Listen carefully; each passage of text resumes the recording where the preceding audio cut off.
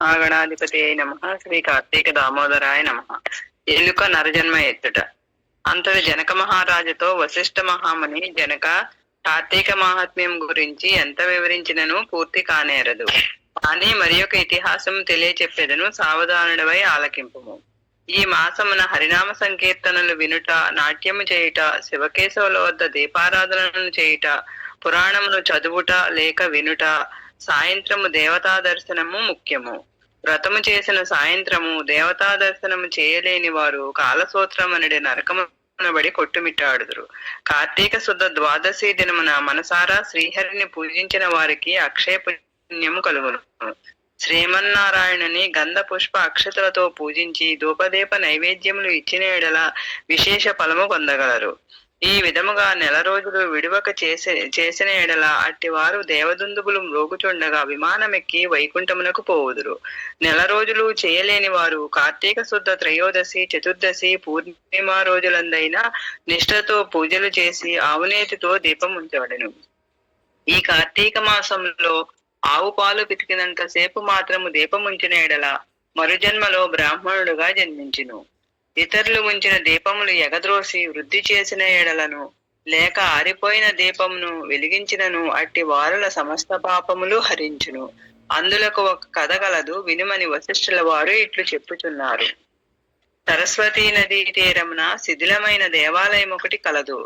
కడు నిష్ఠుడు దయాద్ర హృదయుడగు ఒక యోగి పుంగవుడు ఆ దేవాలయము వద్దకు వచ్చి కార్తీక మాసమంతయు అచట్నే గడిపి పురాణ పఠనము చేయి తలంపురాగా ఆ పాడుబడి ఉన్న దేవాలయమును శుభ్రముగా ఊడ్చి నీళ్లతో కడిగి బొట్టు పెట్టి ప్రక్క గ్రామమునకు వెళ్లి ప్రమిదలు తెచ్చి దూదితో ఒత్తులు చేసి 12 దీపములుంచి స్వామిని పూజించుచు నిష్ఠతో పురాణమును చదువుచుండెను.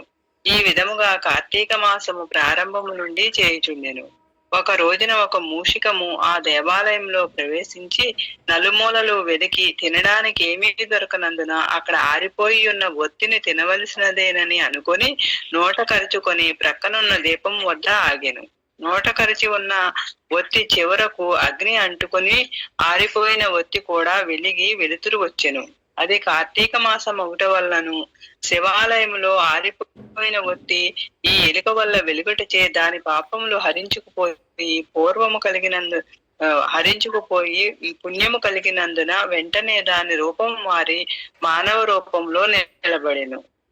ధ్యాన నిష్టలో ఉన్న యోగి పుంగవుడు తన కన్నులు తెరిచి చూడగా ప్రక్కన ఒక మానవుడు నిలబడి ఉండుట గమనించి, పోయి నీవెవ్వడవు, ఎందుకిట్లు నిలబడి ఉంటివి అని ప్రశ్నించగా, ఆర్య, నేను మూషికమును.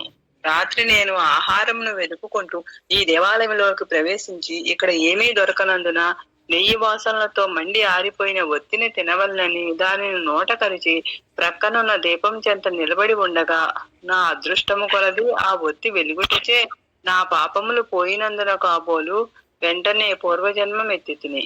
కానీ ఓ మహానుభావ, నేను ఎందుకీ మూషిక జన్మం ఎత్తవలసి వచ్చినదో దానికి గల కారణమేమిటో విశదీకరింపుమని కోరెను. అంత యోగీశ్వరుడు ఆశ్చర్యపడి తన దివ్య దృష్టిచే సర్వము తెలుసుకొని, పోయి నీవు క్రిందటి జన్మలో బ్రాహ్మణుడవు, నిన్ను బాహ్లికుడని పిలిపెడివారు. నీవు జైన మత వంశానికి చెందినవాడవు. నీ కుటుంబాన్ని పోషించుటకు వ్యవసాయం చేసి ధనాసాపరుడవై దేవ పూజలు నిత్యకర్మలు మరచి నీచుల సహవాసము వలన నిషిద్ధాన్నము తినుచు మంచివారలకు యోగ్యులను నిందించుచు పరుల చెంత స్వార్థ చెంత గలవాడవై ఆడపిల్లలను అమ్ము వృత్తి చేస్తూ దాని వల్ల సంపాదించిన ధనాన్ని కూడబెట్టుచు సమస్త తినుబండారములను కడు చౌకగా కొని తిరిగి వాటిని ఎక్కువ ధరకు అమ్మి అటుల సంపాదించిన ధనము నీవు అనుభవించక ఇతరులకు ఇవ్వక ఆ ధనము భూస్థాపితం చేసి పిసినారివై జీవించినావు. నీవు మరణించిన తరువాత ఎలుక జన్మం ఎత్తి వెనుకటి జన్మ పాపం అనుభవించుచుంటివి.